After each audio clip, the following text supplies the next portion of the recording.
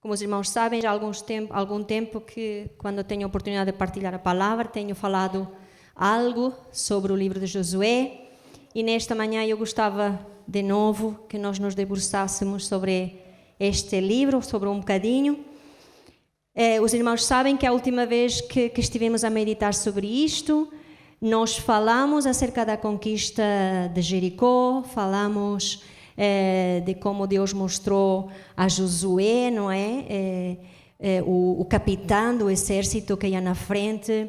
Também falamos de como Raab, que era uma mulher completamente improvável, ela foi mesmo usada por Deus e depois também começou a fazer parte do povo de Deus. Uma benção tremenda, não é? Até chegar a ser parte da ascendência de Jesus Cristo. Que honra, não é? Tremenda. Então, nós vamos continuar andando um pouquinho mais e depois que Josué, ele vai, com a força do nosso Deus, ele vai conquistar Jericó. Depois de uma vitória sobre a cidade de Ai, que tinha sido antes vencedora sobre Israel por causa do pecado de Acã. Vocês se lembram disso? Também falamos disso. Então, depois desta conquista de Jericó, depois da conquista de Ai, o que vai acontecer? O que vai acontecer é que os povos, todo o resto dos povos cananeus que estavam naquela terra, eles começam a ter medo. Eles começam a pensar, sozinhos, cada reino, nós não vamos conseguir vencer a Israel. E começam a preparar-se para juntar-se, para fazerem coalições, para fazerem alianças entre eles, para poderem atacar ou se defender do iminente ataque do povo de Israel. Nesta época, ou conquistavas, ou te conquistavam. Nesta época, ou tu matavas, ou te matavam. E isto é algo muito importante que nós devemos ter em conta quando Deus dá também certas ordens em relação ao extermínio de certos povos. Então, nós vemos que Josué estava paradinho, o povo de Israel estava nesse momento parado, estava à espera das ordens do Senhor, das indicações do Senhor, e os outros povos já se estavam a preparar para aniquilá-los. Okay? Só que houve um povo que foi um pouco mais esperto, não é? Então, nós vamos abrir em Josué 9, 27.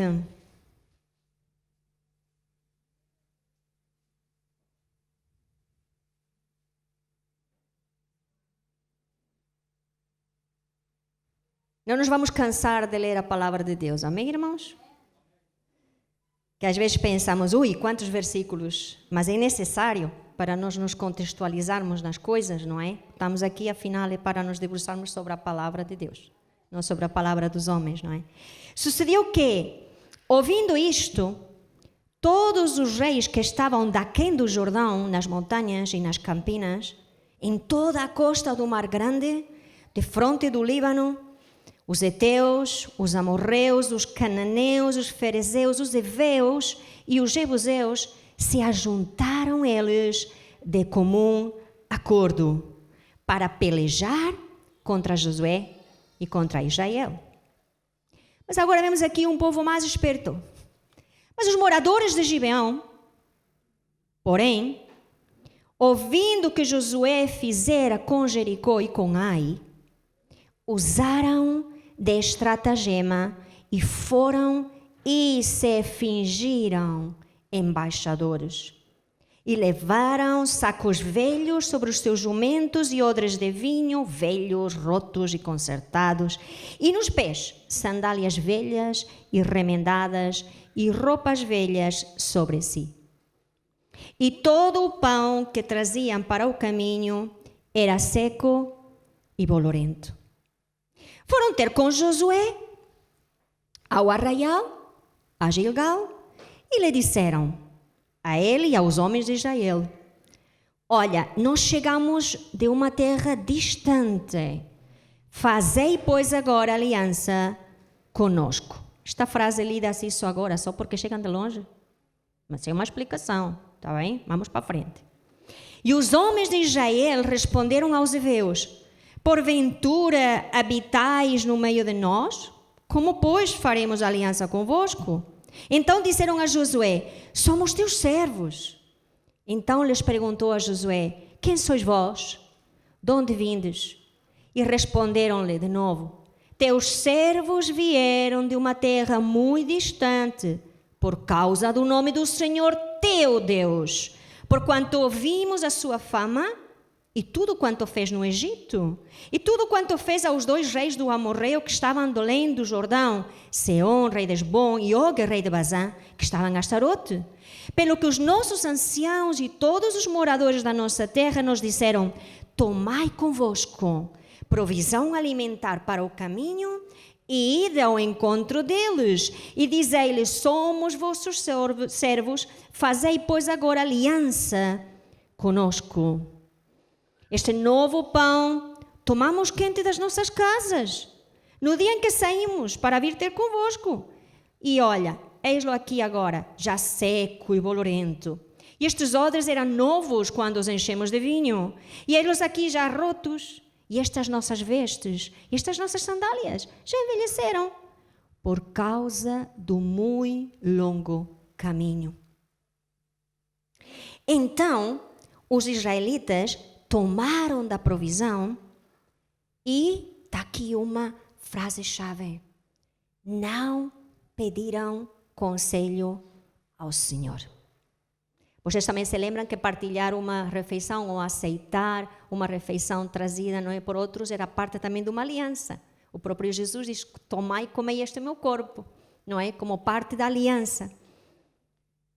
Então Josué diz que concedeu-lhes a paz e fez com ele a aliança de lhes conservar a vida. E os príncipes da congregação lhes prestaram juramento. Ao cabo de 3 dias, depois de terem feito a aliança com eles, ouviram que eram seus vizinhos e que moravam no meio deles. Pois partindo os filhos de Israel, chegaram às cidades deles ao 3º dia, logo a 3 dias de distância. Suas cidades eram Gibeão, Sefira, Beerote e Kiriat-Jearim. Os filhos de Israel não os feriram, porquanto os príncipes da congregação lhe juraram pelo Senhor, Deus de Israel, pelo que toda a congregação murmurou contra os príncipes. Então todos os príncipes disseram a toda a congregação: nós lhe juramos pelo Senhor, Deus de Israel, por isso não podemos tocar-lhes. Já tinham feito aliança, não é? Isto, porém, lhes faremos: conservar-lhes-emos a vida, para que não haja grande ira sobre nós, por causa do juramento que já lhe fizemos. Disseram-lhe, pois, os príncipes: vivam. E se tornaram rachadores de lenha e tiradores de água para toda a congregação, como os príncipes lhes haviam dito. Chamou Josué e disse-lhes: por que nos enganastes, dizendo: habitamos muito longe de vós, sendo que viveis em nosso meio? Agora, pois, sois malditos, e dentre vós nunca deixará de haver escravos, rachadores de lenha e tiradores de água para a casa do meu Deus. E então responderam a Josué: é que se anunciou aos teus servos como certo, que o Senhor teu Deus ordenara ao seu servo Moisés que vos desse toda esta terra e destruísse todos os moradores dela diante de vós. Por isso tememos muito por nossa vida, por causa de vós, e fizemos assim. Eis que estamos na tua mão. Trata-nos segundo o teu parecer, bom e reto. Assim lhes fez e livrou-os das mãos dos filhos de Israel e não os mataram. Eles ficaram a servir até o dia de hoje, não é? Diz ali o autor deste livro, no lugar que Deus escolhesse. Para nós percebermos melhor este texto, nós, na verdade, temos que ir um pouco mais atrás. Porque Deus tinha dado, através de Moisés, indicações de como é que se iria fazer a guerra de conquista dessa terra. Deus já tinha dado a terra, amém? Deus tinha prometido, tinha dado, amém? Mas eles agora tinham que fazer a sua parte. Perceberam, irmãos? Eles tinham que fazer a sua parte. Só que a parte que eles tinham de fazer, eles não podiam fazer como eles quisessem, ou segundo o parecer deles. Deus iria dar indicações de como fazer a conquista. de como fazer a conquista. Deus, diz a palavra de Deus, que nos tem abençoado com toda sorte de bênçãos espirituais. Nós acreditamos nisto, irmãos? Já Ele nos tem abençoado na pessoa de Cristo. Ele nos abençoou. Ele já conquistou para nós. Ele já nos deu a vitória. Mas nós temos que tomar posse dessas bênçãos. Amém? Começando por acreditar que precisamos das indicações para tomar posse da bênção. Então, Deus naquela altura disse-lhes, olha, esta terra toda é para vocês, mas façam da seguinte maneira. E Deus vai dar essas indicações. E essas indicações estão em Deuteronômio 20, 10, 18. Muito claramente, Moisés vai deixar as indicações ao povo de Israel. E então diz assim em Deuteronômio, olha, quando vocês entrem a conquistar a terra que eu vos dei, quando te aproximares de alguma cidade para pelejar contra ela, oferece-lhe a paz.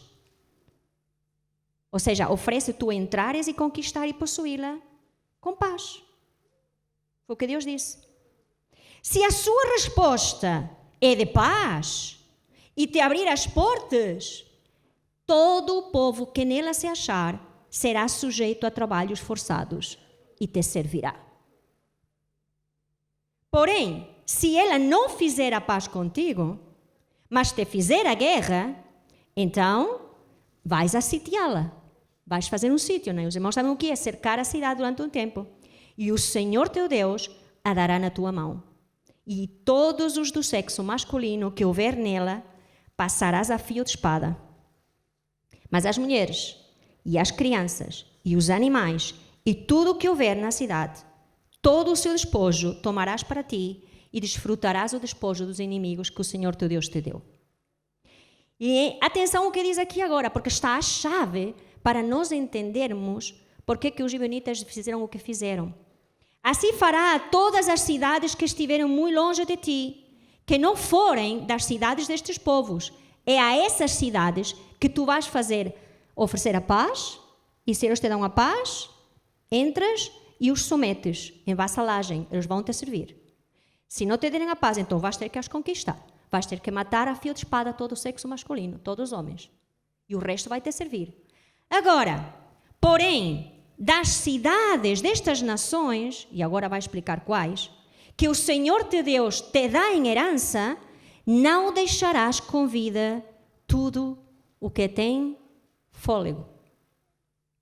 Antes, como te ordenou o Senhor teu Deus, destruí-las-ás totalmente. Os heteus, os amorreus, os cananeus, os ferezeus, os heveus e os jebuseus, que eram os que estavam mais perto, eram os primeiros povos que eles iriam encontrar. Não estavam longe, estavam lá já. Mas Deus, quando nos dá uma estratégia, nos dá uma ordem que para nós pode parecer um pouco assim estranha, Deus dá uma explicação. Porque o nosso Deus não é um Deus caprichoso, que nos dá ordens ou mandamentos porque Ele se lembra, ou para nos fazer mal. Ele sempre tem um propósito com cada mandamento. Detrás de cada mandamento, irmãos, há sempre uma proteção de Deus para nós. Nós é que por vezes não entendemos isso. Pensamos que o mandamento, não está-me a mandar, eu faço o que eu quiser, porque é que tenho que fazer o que o outro quiser, porque é que tenho que fazer o que Deus quiser. O mandamento sempre esconde por trás uma proteção de Deus para nós. Sempre, sempre, irmãos, sempre. Os alertas de Deus são sempre para o nosso bem. Então diz, agora vai dizer o porquê. Porquê que deviam de destruir totalmente esses povos que estavam mais perto do próximo passo da conquista, para que não vos ensinem a fazer segundo todas as suas abominações que fizeram aos seus deuses, pois pecaríeis contra o Senhor vosso Deus. Ou seja, se vocês deixam se vocês se misturam com estas pessoas, eles vos vão ensinar coisas, vocês vão abraçar isso que eles vos vão ensinar e vocês vão terminar por se afastar de mim, que é o que mais tarde vai acontecer, porque o povo não foi totalmente obediente. Então, Deus tinha uma razão, Deus tinha um motivo. Agora, a aliança que Josué fez com este povo que se apresenta perante ele e que diz, nós não somos daqui, nós somos de muito longe, estão a perceber? É de muito longe, não é daqueles 7 povos que estavam lá, somos de muito longe. Então, qual era a estratégia dos de muito longe? Qual era a estratégia com os de muito longe? Era oferecer-lhes a paz. E se eles aceitassem a paz, então eles ficavam a servir. Olha os gibeonitas. Então nós vamos nos fazer passar por alguém que vem de muito longe. E estavam há 3 dias.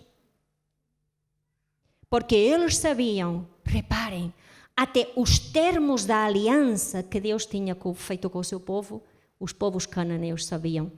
Era famoso, não havia internet, irmão. Nem havia telejornal, nem havia televisão, nem havia fax, não havia nada. Mas os termos da aliança de Deus com o seu povo Israel era conhecido por todo o mundo cananeu. Todos teriam tido essa opção, não é? Aqueles que estavam longe de fazer a paz. Então eles vieram e se apresentaram a Josué. Só que Josué teve uma atitude imprudente. Possivelmente também devido à sua inexperiência. Também não estamos aqui para apontar o dedo a Josué no nariz, porque senão teríamos que apontá-lo a nós muitas vezes. Amém? Pois que com certeza nós já também erramos nisto. Então, os israelitas nunca deveriam ter feito essa aliança com os gibeonitas. Mas fizeram e por isso depois ficaram obrigados a cumpri-la. E de facto, se nós vamos observar mais à frente, este povo vivia no meio do povo de Israel. E reparem que se vão mais à frente, vocês vão vê-lo em Jerusalém a servir no santuário do Senhor. Coisa tremenda. Por quê? Porque a aliança tinha sido feita em nome de Deus. Então Deus iria também proteger, porque a aliança estava feita. E Deus honraria essa aliança. Mais tarde, até o rei Saul começou a matar este povo e Davi sofreu as consequências, porque eles não tinham honrado esta promessa, esta aliança, não é? Mas, tirando isso, agora voltamos outra vez a esse momento. O que acontece? Que Josué simplesmente não consultou ao Senhor. Não consultou ao Senhor. Josué se deixou levar pela aparência. Deixou-se levar pela roupa rota, pelo calçado roto, gasto, pelo pão bolorento. Deixou-se levar por aquilo que parecia ser um povo que vinha de muito longe e que merecia ter paz, merecia conviver com esse povo. Era possível se misturar na convivência com esse povo? Então, eles agiram de maneira errada. Se Josué soubesse das verdadeiras origens desses embaixadores, eles se presumiram, não é? Se passaram por embaixadores desse país de longe, ele teria recusado a aliança. Mas os gibeonitas, conseguiram enganar os israelitas e conseguiram uma aliança com eles. Agora, por que os gibeonitas ficaram tão desesperados para se aliar com o povo de Israel? É claro, eles, e muito corretamente, entenderam que o povo que servia ao Senhor sempre seria mais forte do que qualquer conjunto de forças humanas.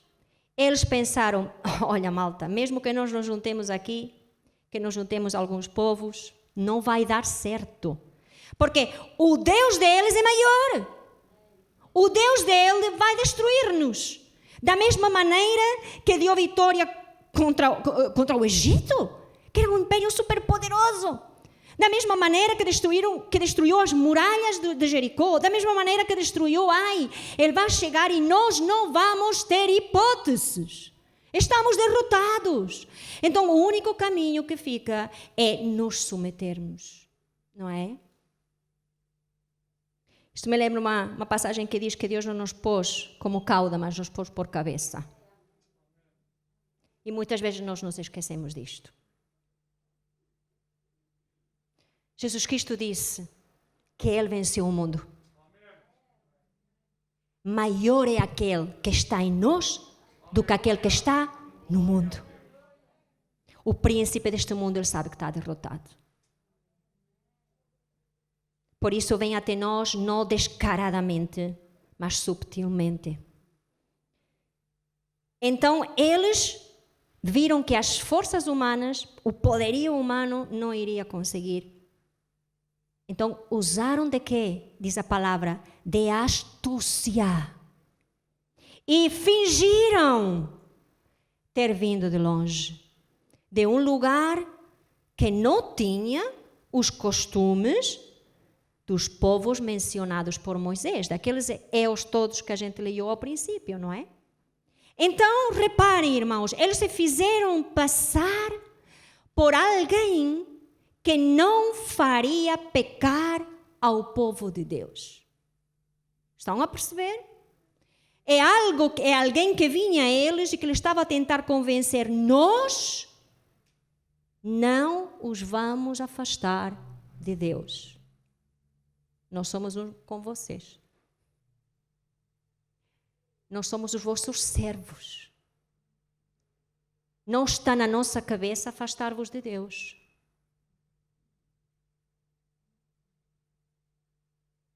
Agora, o que é uma aliança? Uma aliança, segundo o dicionário, há várias definições, não é? Mas nós encontramos que é um acordo, que é um pacto entre países, governos, grupos ou indivíduos e tem um fim comum. Têm um fim comum a ambos. Há outra definição que diz que é um laço que prende duas ou mais partes, entidades, e que se prometem mútua amizade e auxílio. E se nós vamos procurar um pouco mais ainda na raiz dessa palavra, esta palavra aliança vem do latim aligar, que significa compor, ligar-se a. É um laço, é uma ligação forte. E ela vai implicar uma responsabilidade ilimitada. Então vai ter um forte compromisso, uma lealdade até a morte. Que forte, não é? Uma aliança. É mais do que isto, não é? Do que um anel. O anel representa o que nós fazemos com o nosso cônjuge, que é uma aliança deste tipo, não é? Diante de Deus. Então, é um pacto, é um acordo. Agora, quando nós vamos examinar os textos bíblicos, irmãos, nós vamos ver que sempre existiram e existirão, existem hoje, certas alianças que Deus nos aconselha a não contrair. Estamos aqui? Estamos aqui. Há alianças que Deus nos aconselha claramente que não devemos fazer. Tiago, no capítulo 4 e versículo 4, nos diz, e agora esta palavra assim é um bocado forte logo, não é? Infiéis, não sabeis que a amizade do mundo é inimizade contra Deus? Portanto, qualquer que quiser ser amigo do mundo, constitui-se inimigo de Deus. Amigo, isto nos fala também de uma ligação, nos fala também de um acordo, nos fala também de uma aliança, de um compromisso, de alguém que eu reconheço que tem um fim comum a mim. Não é? Que forte que Tiago foi. Agora, a palavra mundo aqui Não sabeis que a amizade do mundo, que mundo aqui? É verdade que na Bíblia, mundo, na palavra portuguesa, ela vai ter há várias palavras do grego para mundo, não é? E aqui, neste momento, nós encontramos a palavra cosmos, que significa o quê? Um sistema de pensar, um sistema de práticas e estándares associados a uma sociedade secular que se encontra longe de Deus. Ok? É isto que significa aqui mundo. Não significam as pessoas, porque Deus gosta que nós amemos as pessoas.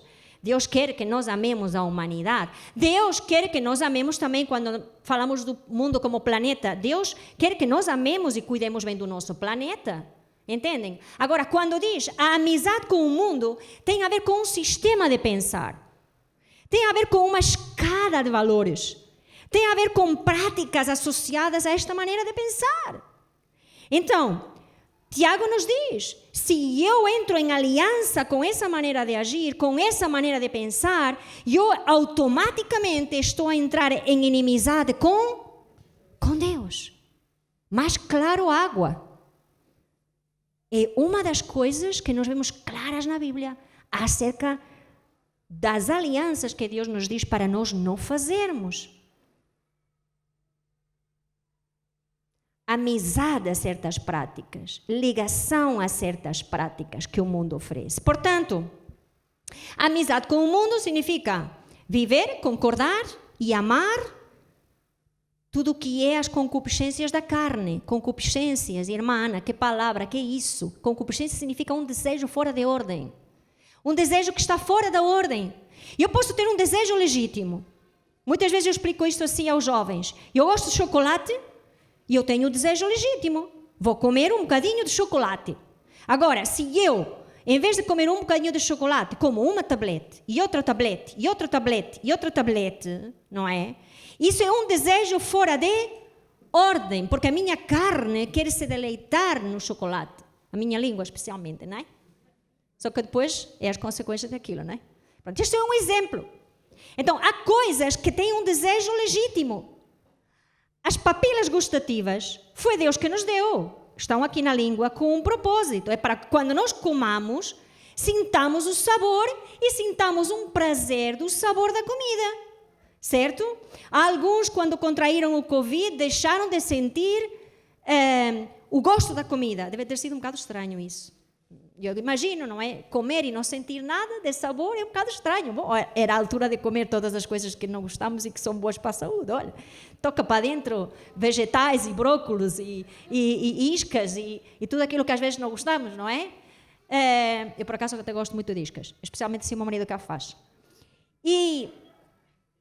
Porque ele faz muito bem, diga-se de passo. Mas Deus nos deu aquilo para nós degustarmos, para nós desfrutarmos, certo? Agora, se nós colocamos as papilas gustativas, e isto estou a dar um exemplo um bocado engraçado, porque antes da cirurgia vem a anestesia, não é?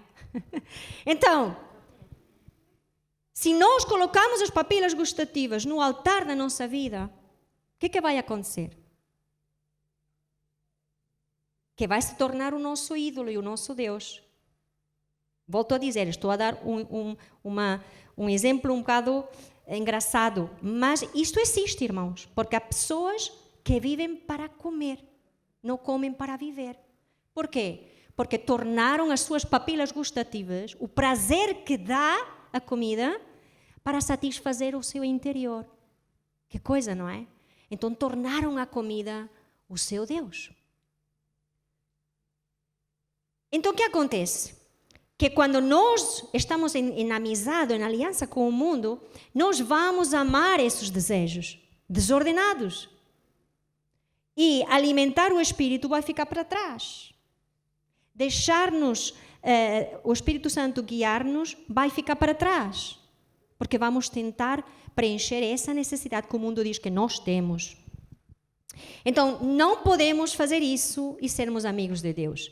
1 de João 2, 15, 17, tornam isso muito claro. E dizem, não ameis o mundo, nem o que no mundo há. Se alguém ama o mundo, o amor do Pai não está nele. Porque tudo que há no mundo, a concupiscência da carne, cá está outra vez a palavra, desejo fora de ordem, a concupiscência dos olhos e a soberba da vida, não é do Pai, mas do mundo. E o mundo passa, e a sua concupiscência, mas aquele que faz a vontade de Deus permanece para sempre. Tudo aquilo que o mundo tem para nos causar um prazer, aquilo passa, irmãos. Por exemplo, no exemplo concreto do chocolate, aquilo vai me dar prazer naquela altura, mas passado umas horas eu vou estar com uma carga de diabetes todo o tamanho, por não falar do estado do meu intestino. Porque aquilo parecia que me dava uma satisfação. É só temporal, é só do momento. Mas o mundo ainda hoje nos oferece isso. A amizade com o mundo ainda nos oferece isso. São prazeres temporários. Claro, por vezes a amizade com o mundo vai se tornar uma aliança, um laço.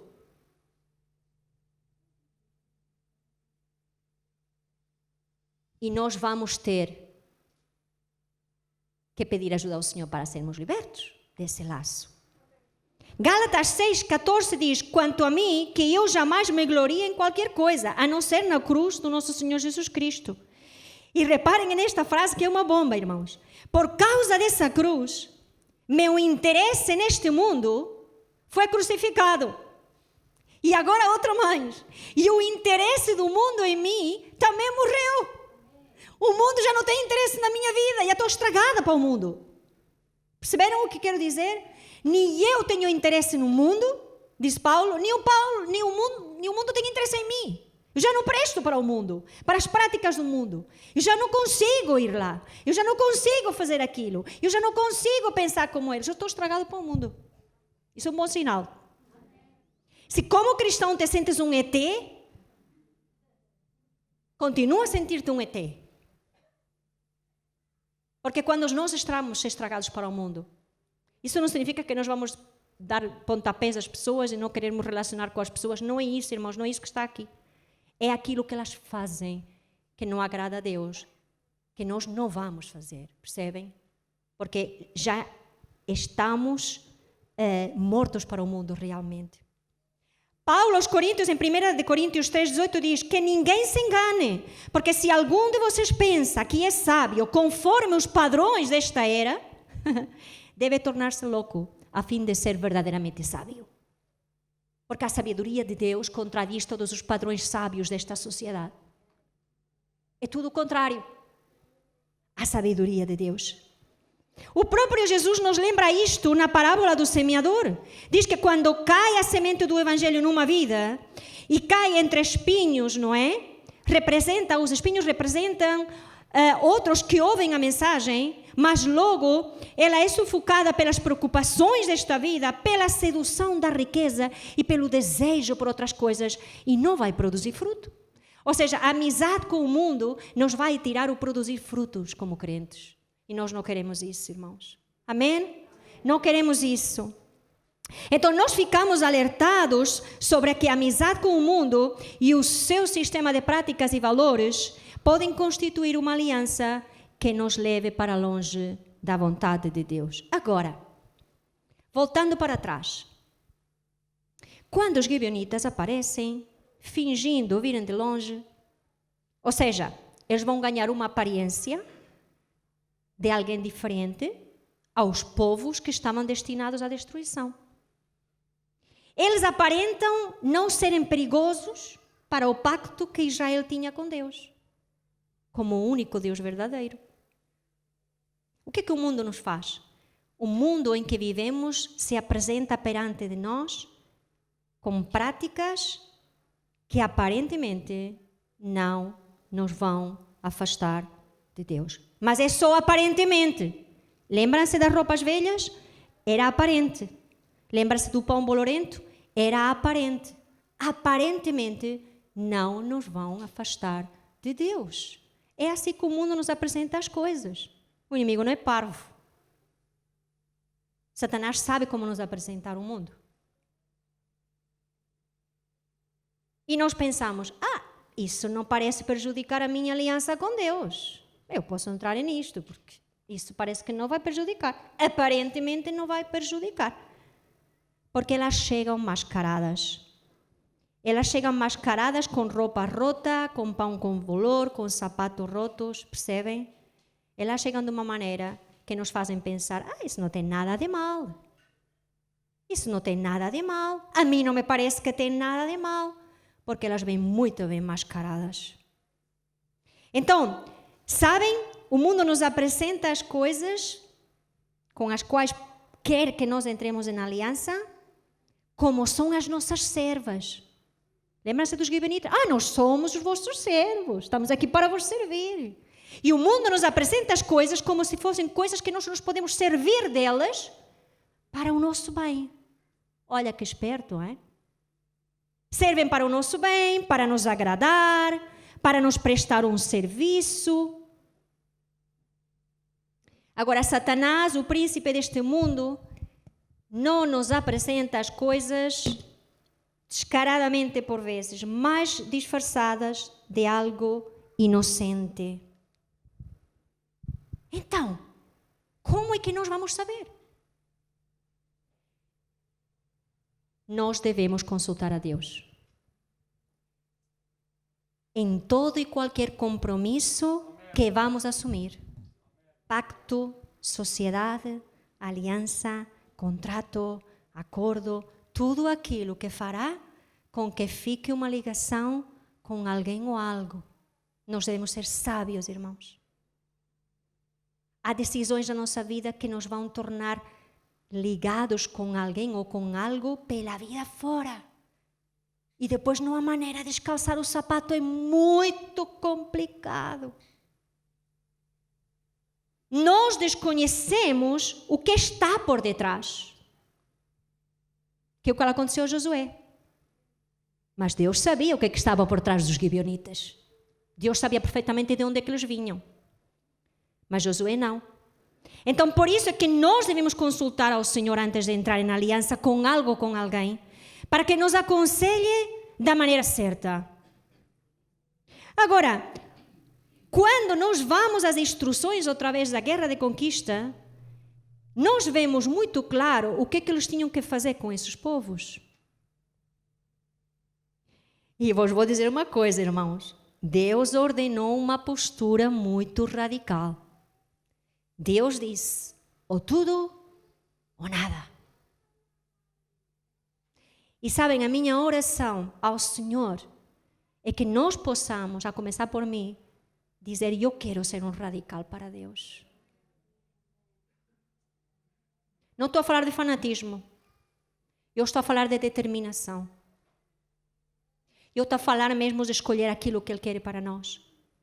Então, vejam lá quais foram as instruções. Em Deuteronômio 7, podem não abrir, irmãos, eu vou ler. Deuteronômio 7, ele disse, quando o Senhor teu Deus te introduzir na terra a qual passas a possuir e tiveres lançado muitas nações de diante de ti, os heteus, os girgaseus, os amorreus, os cananeus, os ferezeus, os heveus e os jebuseus, 7 nações mais numerosas e mais poderosas do que tu, e o Senhor teu Deus as tiver dado diante de ti para as ferir totalmente, as destruirás. Não farás com elas aliança.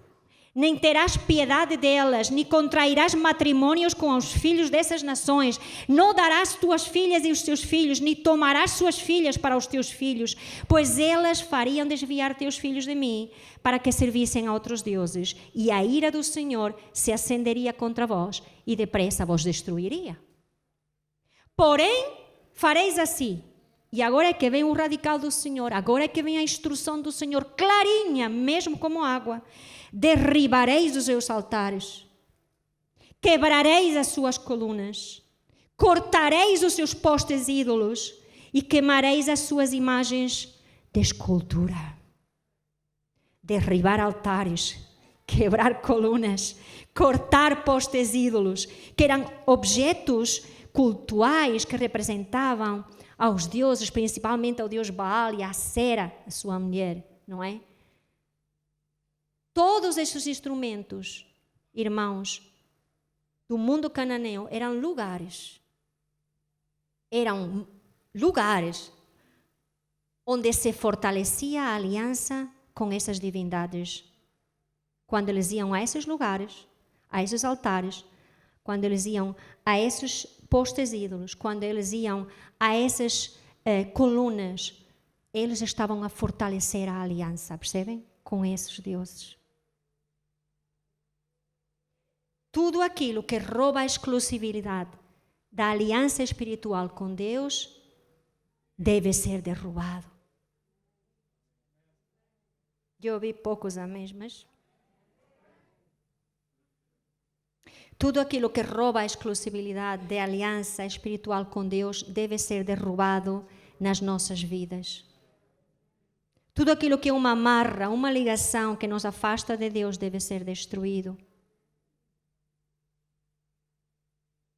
Mas olha, irmãos, o que mais me surpreende ainda é que quando nós andamos para frente na história do povo de Israel, porque eles terminaram por não fazer isto em alguns povos, eles terminaram por não exterminar completamente. Então o que é que eles fizeram? Eles vão passar a misturar o culto a Deus com o culto aos deuses cananeus. O culto a Deus de Israel e o culto aos deuses cananeus eram realizados simultaneamente. E por vezes, nos próprios sítios onde se adorava a Deus de Israel, conviviam os ídolos. Que coisa tremenda, não é verdade? E nós dizemos, se nós nos movéssemos para aquela altura, agora vestíssemos e entrássemos numa máquina do tempo, e nos dissesse o povo de Israel, olha, vamos adorar a Deus. E nós estivéssemos lá, vamos embora, olha, vamos ver como é que era naquela altura, vamos ver como é que era naquela altura. Entrássemos naquele santuário com o povo de Israel para adorar a Deus, ao nosso Deus, amém? Iríamos encontrar naquele lugar postes ídolos. Iríamos encontrar naquele lugar altares a deuses, a Baal e a Sera. E o que é que nós iríamos fazer? Já viram, irmãos? Entrávamos pelo santuário, o porteiro nos dizia, olha, ali está o poste ídolo, se queres ir já para lá, podes ir para lá. Se queres ir ali a Baal, podes ir para este lado, que está ali colocado num pátio de não sei quantos. E nós iríamos ficar para eles como dizendo, esta gente está doida. Porque eu só tenho um único Deus. Como é possível misturar? Como é possível misturar? Eles não consideravam incorreto dividir o seu coração e estarem em aliança com ambos ao mesmo tempo. E depois ainda se perguntavam por que eram derrotados pelos povos inimigos. Não é? Como é que as coisas haveriam de correr bem? Pois o coração deles estava dividido. Deus não iria honrar a aliança, porque eles também não estavam a fazer a parte deles da aliança. Alianças bilaterais, que são diferentes das promessas. Deus promete a Abraão e Deus leva até o fim. Mas nós estamos em aliança, que inclui promessas, mas há obrigações de ambas as partes, entendem? E o povo não estava a fazer isto.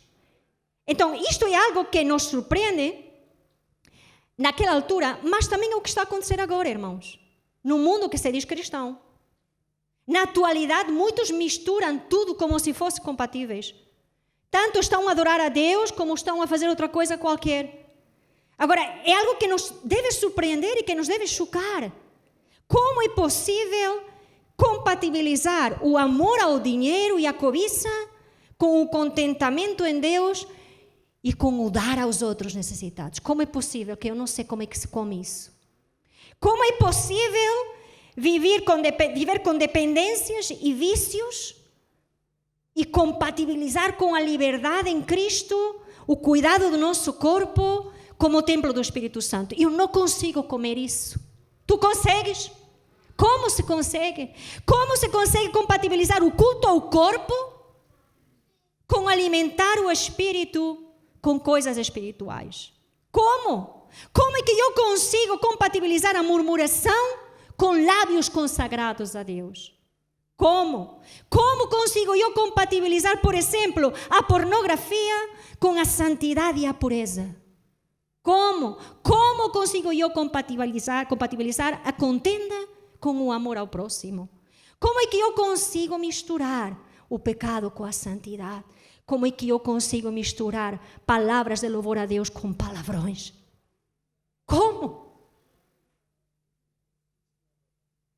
Mas é isto que está a acontecer, irmãos. Eu sei, cri. Mas é a verdade. Em muitos lugares é isto que está a acontecer. E o alerta nesta manhã, a começar para mim, é que nunca misturemos estas coisas, porque não são misturáveis, se existe essa palavra. Ou tudo ou nada. Lembra-se de Gideão? Ele teve de destruir o altar que o seu pai tinha erigido a Baal. O pai dele tinha um altar a Baal. E quando Deus chamou a Gideão para lutar contra os medianitas, disse: alto aí. Antes de lutar, derriba o altar. Entrega-te completamente a mim, porque senão eu não te vou dar a vitória. E custou. Sabem o que é numa aldeia pequenina? Ir de noite, cortar um poste ídolo que toda a gente reconhecia como o de Mast. E de manhã, quando acordou, aquilo estava todo partido. Mas arrancou aquilo daquele lugar, dizendo: eu não sirvo a isto. Eu não tenho aliança com isto. Gideão teve que fazer isto. Há certas alianças que não são compatíveis entre si. Por exemplo, no caso do casamento, claro que sim. Eu estou em aliança com Deus e posso estar em aliança com o meu marido. Há amizades saudáveis e irmandade cristã? Claro que sim. Eu estou em aliança com Deus e estou em aliança com o meu amigo e com o meu irmão. Perceberam? Porque são alianças que não chocam. Nós precisamos que o Senhor nos revele se estamos em aliança com algo que está a chocar com a aliança com Deus, porque isso nos está a levar à derrota. Eu vou terminar com um exemplo tremendo, que foi o rei Josias. Josias foi elogiado na Bíblia por destruir coisas.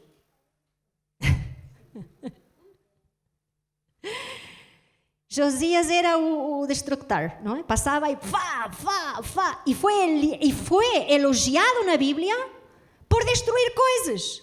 Irmã Ana, então está a pregar para destruir. Sim, porque Eclesiastes diz que há tempo para construir e tempo para... Há tempo para chorar e tempo para... Então, há momentos na nossa vida que é um momento de destruir coisas. Verdade? Verdade. E com um bulldozer, se preciso. Porque temos que ser radicais nestas coisas, irmão. Temos que ser radicais nestas coisas. Nós não podemos ir com um martelinho. Hoje vou tirar um bocadinho, está bem? Clac. Amanhã já venho. E vou-me à minha vida. Mas aquilo continua lá. Depois de 5 meses, hoje vou lá. Vou tirar mais um azulejo. Tá. E vou ali. Mas todo este tempo eu estou a conviver com o azulejo, com aquilo que eu quero partir. E isso me está a afetar. Percebem? Há coisas que em Deus temos que ser radicais. Então, Josias foi elogiado por destruir. E eu quero ser uma boa destrutora. Neste âmbito. Para poder construir coisas novas. Amém, irmãos? Então, 2 de Reis diz que Josias mandou chamar todas as autoridades de Judá e de Jerusalém. Olha que coisa tão importante aqui, tão curiosa. As autoridades. A destruição de certos altares nas nossas casas e nas nossas famílias deve começar pelas autoridades espirituais da nossa casa. Os pais devem ser os primeiros a destruir coisas que possam vir a afastar os filhos da aliança com Deus. Se os pais mantêm os postes ídolos, se os pais mantêm a forma de pensar do mundo, os filhos vão fazer a mesma coisa. Então Josias diz o quê? Andem cá aqui as autoridades, andem cá as pessoas que estão em comando. São elas que eu quero fazer, que elas vejam o que têm que fazer. Porque depois vão à sua casa e vão fazer a mesma coisa. Então diz que ele subiu ao templo do Senhor com os sacerdotes e os profetas e com todo o povo de Jerusalém, de Judá e de Jerusalém, dos mais simples até os mais importantes. Aí chamou a todos. Por quê?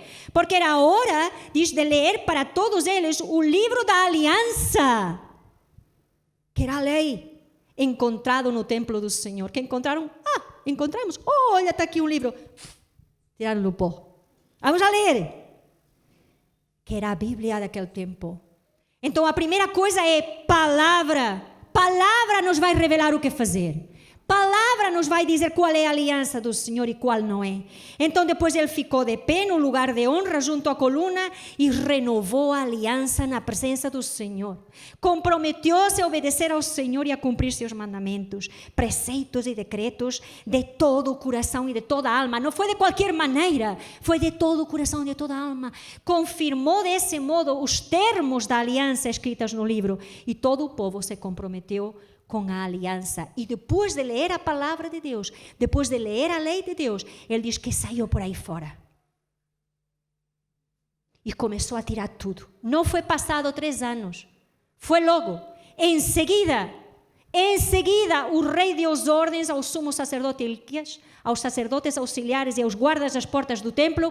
Para quê? Para que removessem do templo do Senhor todos os utensílios usados para o culto a Baal e a Aserá e a todos os astros do céu. Mandou queimar tudo fora de Jerusalém.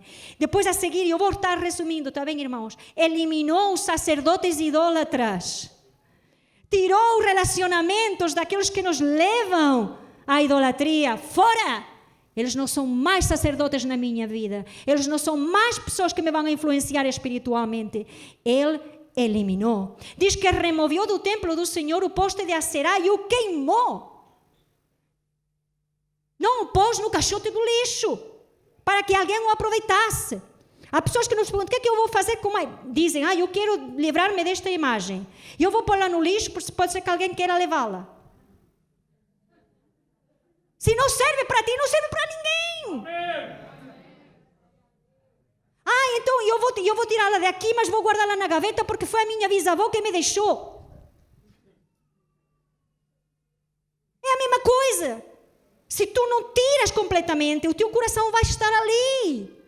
Olha, guarda um lenço da tua bisavó, guarda uma t-shirt, guarda uma camisa de dormir, mas não guardes uma imagem, não guardes aquilo que... Entendem? A não ser que aquela peça de roupa tenha sido levada para fazer qualquer coisa. Cuidado! Não é? Cuidado com o que guardamos, porque os nossos sentimentos estão lá. Removeu tudo, queimou, demoliu... Vejam lá, demoliu os alojamentos das prostitutas e das prostitutas cultuais dentro do templo do Senhor. Aqueles lugares onde se exercia a prostituição cultual, que tinha impureza, que tinha imoralidade, aqueles lugares, ele desfez. Já não existiam mais aqueles lugares. Eu não sei vocês, mas eu vibro com isto. Josias trouxe para Jerusalém todos os sacerdotes que moravam em outras cidades de Judá, os verdadeiros, não é? Não, desculpem, os falsos. E profanou os santuários idólatras, onde haviam queimado incenso desde Gebá até Berseba. Destruiu os santuários na porta de Josué, governador de Jerusalém, à esquerda de quem entra pela porta da cidade. Profanou o altar de Tofete, tirou também o altar onde se ofereciam a Moloque os filhos, removeu da entrada do templo as estátuas dedicadas ao sol, também derrubou os altares que os reis de Judá haviam construído. Tinha sido uma coisa progressiva, não foi de repente, foi uma coisa progressiva que elas se deixaram levar e estavam lá. Fez em pedaços as colunas sagradas e cortou os postes. Irmão, já estou quase a terminar, não se aflijam. O rei também demoliu o altar em Betel, queimou o santuário e reduziu a pó e queimou o poste de Aserá.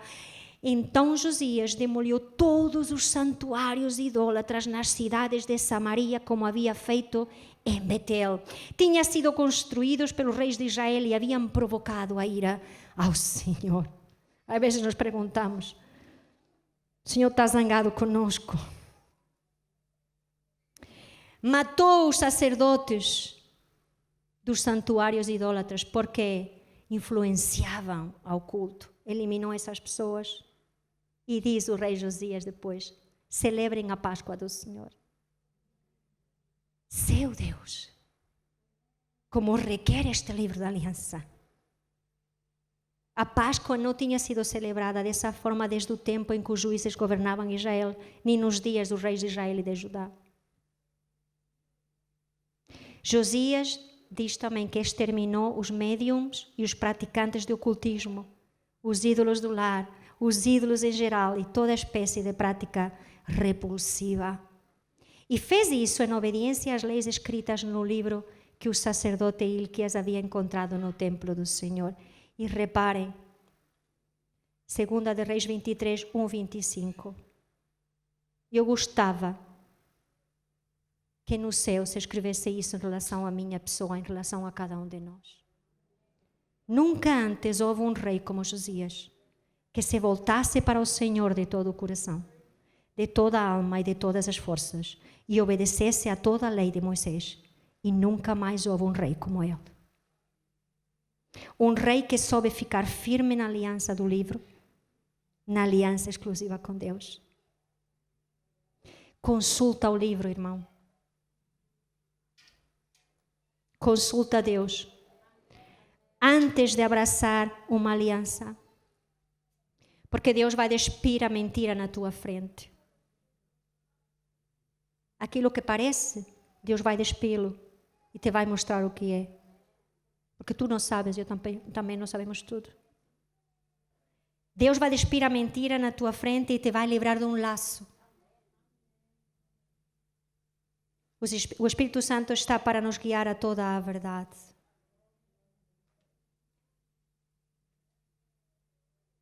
Ainda hoje eu estava a ler algo que escreveu o nosso irmão Ricardo, que tinha a ver com a verdade e com a mentira. Ele fez um post, vou ver se eu tenho por aqui.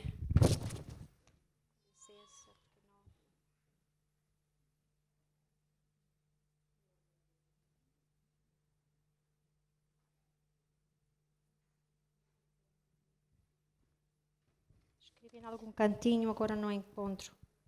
Mas fala precisamente disto. Que a verdade sempre se apresenta nua, mas a mentira precisa de ser vestida. Percebem? É um provérbio judaico. A verdade sempre se apresenta nua e a mentira sempre precisa de ser vestida. Cuidado, irmãos. Que não venha uma aliança tipo gibeonita para nos enganar e nós nos associemos sem consultar ao Senhor. Porque ela vem sempre mascarada.